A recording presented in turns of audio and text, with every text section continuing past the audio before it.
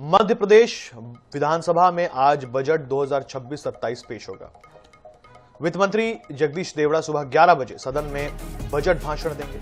यह मोहन यादव सरकार का तीसरा और अब तक का सबसे बड़ा बजट माना जा रहा है। अनुमान है कि बजट करीब 4.25 लाख करोड़ रुपए का होगा। बजट में महिलाओं, युवाओं और किसानों के लिए बड़े ऐलान संभव है। 50,000 नौकरियों और नई फूड प्रोसेसिंग यूनिट्स की घोषणा की उम्मीद है।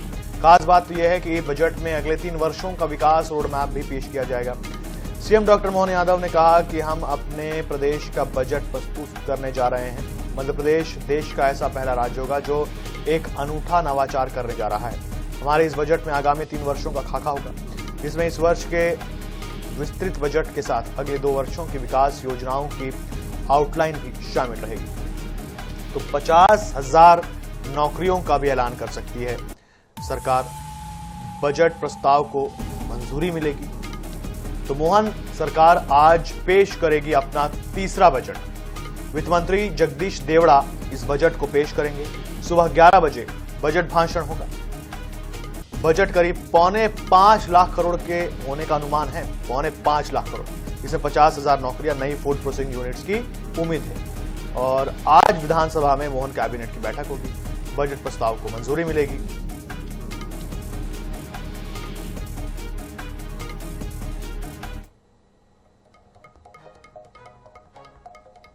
तो ये प्रदेश का पहला डिजिटल बजट होगा। करीब 4.25 लाख करोड़ का यह बजट होने की उम्मीद है। इसमें 50,000 नौकरियों की घोषणा सरकार कर सकती है, यानी कि आने वाले सालों में सरकार के प्रयास होंगे कि वो 50,000 नौकरियां दे। इसमें बड़ी घोषणाएं हो सकती हैं।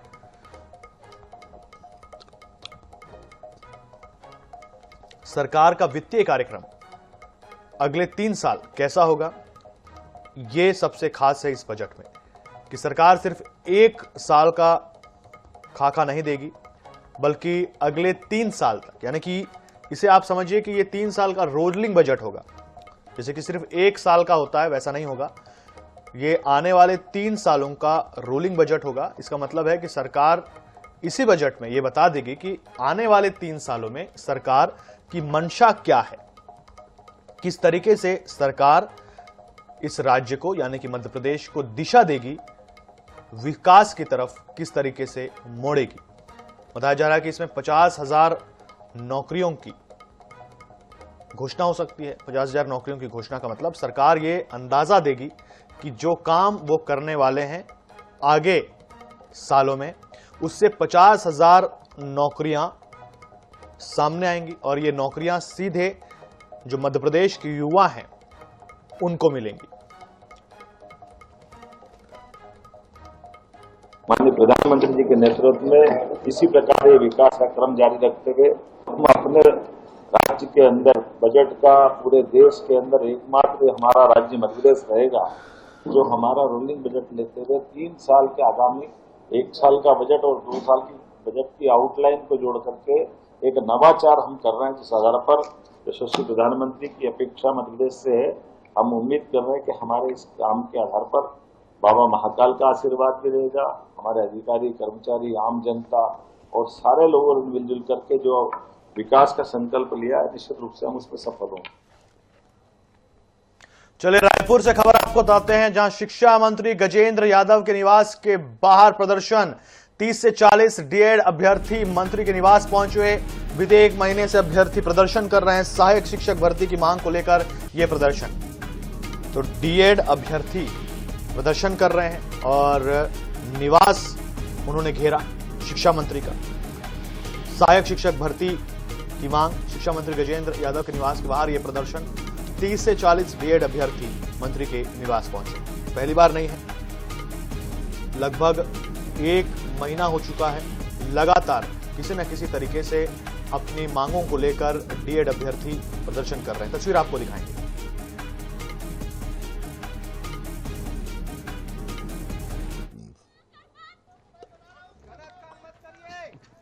ये तस्वीरें आप देखिए। ये तस्वीर घिराव की तस्वीर नहीं है, ये तस्वीर है लाचारी की। ये उन जिम्मेदारों को ये तस्वीरें दिखानी चाहिए जिन्होंने अपनी जिम्मेदारी से मुंह मोड़ लिया और ये अभ्यर्थी इस तरीके से मजबूर हैं सड़कों पर आने के लिए। ये अपना अधिकार मांग रहे हैं, लेकिन इन्हें अपना अधिकार नहीं मिल रहा है और ये पहली बार नहीं है, ऐसी तस्वीरें सामने आ चुकी हैं।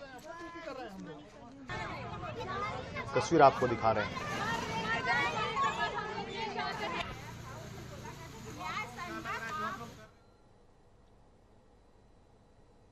सहायक शिक्षक भर्ती की मांग को लेकर यह प्रदर्शन हो रहा है। ये तस्वीर आपको दिखा रहे हैं। ये देखिए, शिक्षा मंत्री गजेंद्र यादव के निवास पर यह प्रदर्शन। 1 महीने से ये अभ्यर्थी प्रदर्शन कर रहे हैं।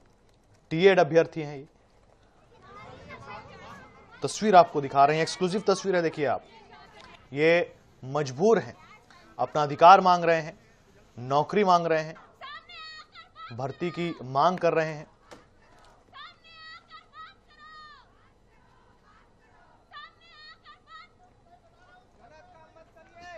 चलिए रायपुर से खबर आपको बताते हैं। छत्तीसगढ़ आरआई विभागीय परीक्षा 2024 पेपर लीक का पूरा मामला। ईओडब्ल्यू ने कोर्ट में चार्जशीट पेश की। 3000 पन्नों की चार्जशीट पेश की है। 2 सहायक सांख्यिकी अधिकारियों के खिलाफ चार्जशीट पेश की गई है। चार्जशीट में बड़ा खुलासा हुआ है। 100 से ज्यादा अभ्यर्थियों तक प्रश्न पत्र पहुंचा था।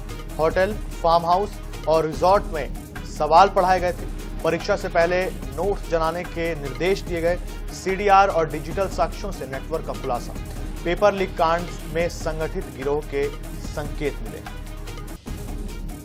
देखिए, ये जो पेपर लीक कांड हुआ था उसमें संकेत मिले हैं कि इसके पीछे एक पूरा का पूरा गिरोह था।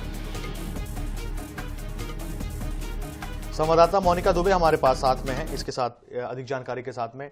मोनिका, जो पेपर लीक कांड था 2024 का, उसमें बड़ा अपडेट है। चार्जशीट दायर कर दी है अब ईओडब्ल्यू ने।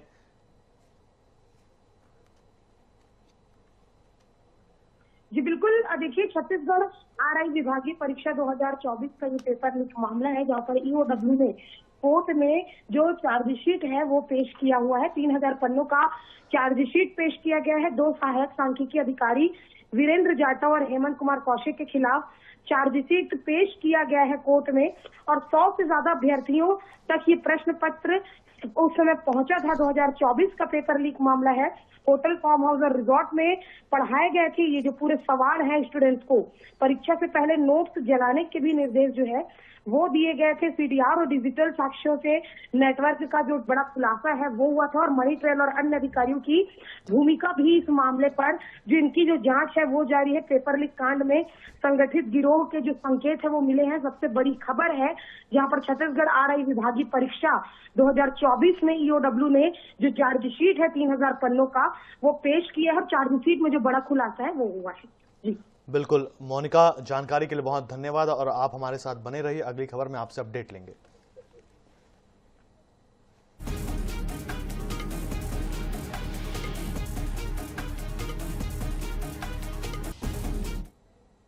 चलिए अगली खबर भी रायपुर से है। एयरपोर्ट में ग्राउंड स्टाफ नौकरी के नाम पर ठगी का मामला है। करेंसी टावर में फर्जी इंटरव्यू चल रहा था। ड्रेस, आईडी कार्ड के नाम पर 22,000 रुपए लिए गए। 50 से 100 बेरोजगार युवतियों के साथ ये ठगी हुई है। गुड़िहारी निवासी छात्रा की शिकायत पर एफआईआर दर्ज की गई है। ठगी की रकम लेकर सभी आरोपी फरार हो गए। तेलीबांधा थाना पुलिस इसकी जांच में जुट गई है। तो मोनिका लगातार हमारे साथ में बनी हुई है। मोनिका, ये एयरपोर्ट पर ग्राउंड स्टाफ नौकरी के नाम पर बड़ी ठगी का खुलासा हुआ है। बिल्कुल, देखिए, करेंसी टावर से जो पूरा फर्जीवाड़ा है इंटरव्यू वो चल रहा था।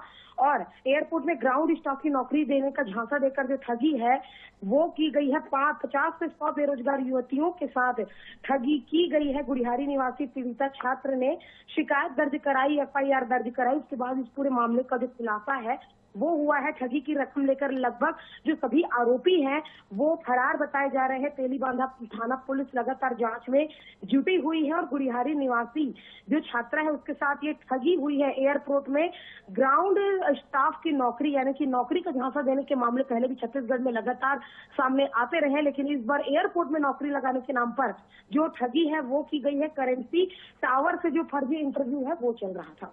जी बिल्कुल मोनिका ये भी आपसे जानना चाहेंगे कि करेंसी टावर जो है वो शहर के किसी कोने में नहीं है, बल्कि वीआईपी चौक के पास में एक बहुत बड़ी सी बिल्डिंग है। ऐसा कैसे हो जाता है मोनिका कि इस तरीके से इतनी बड़ी ठगी हो जाती है और किसी को कुछ पता नहीं चल जाता है? ये जो मामले का खुलासा है वो हो पाता है क्योंकि करेंसी टावर शहर के मध्य में स्थित है। इससे पहले भी कई बिल्डिंगों में इस तरीके के फर्जीवाड़े जो दफ्तर है वो संचालित होते रहे हैं। लेकिन इसके अलावा अगर बात कर लिए जाए तो कई प्रकार की जो चीजें हैं वो निकल कर सामने आती है। और सबसे मेन इसमें ये है कि फर्जीवाड़ा हो गया और गुड़ियारी निवासी छात्रा के रिपोर्ट के बाद ये पता चला। लेकिन इससे पहले भी कई लोगों से जो फॉर्म है वो भरवाए गए रहे होंगे, कई लोगों से भी फर्जीवाड़ा हुआ होगा। लेकिन कई लोग इस डर से भी नहीं बता पाते हैं कि कहीं उनकी जो रकम है वो फंसी की फंसी ना रह जाए। कई बार पुलिस में शिकायत करने के बाद जो है वो आरोपियों की गिरफ्तारी जरूर होती है। जी मोनिका, बिल्कुल अब देखना होगा कि ये आरोपी कब पुलिस की गिरफ्त में आते हैं। फिलहाल इस जानकारी के लिए मोनिका बहुत धन्यवाद।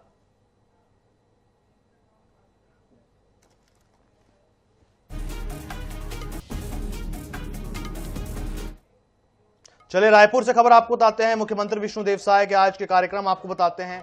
सुबह 9:30 बजे सतनाम भवन महुआ जाएंगे मुख्यमंत्री। एक समान पदयात्रा को श्वेत झंडी दिखाएंगे। रायपुर से गिरोधपुरी धाम तक ये पदयात्रा निकलेगी। कैबिनेट मंत्री गुरु खुशवंत साहेब इसका नेतृत्व करेंगे। समानता और समरसता का यहां संदेश दिया जाएगा। और 11 बजे मंत्रालय नया रायपुर जाएंगे मुख्यमंत्री। मंत्रालयीन कामकाज की समीक्षा भी करेंगे और दोपहर 3 बजे बिलासपुर के लिए रवाना होंगे।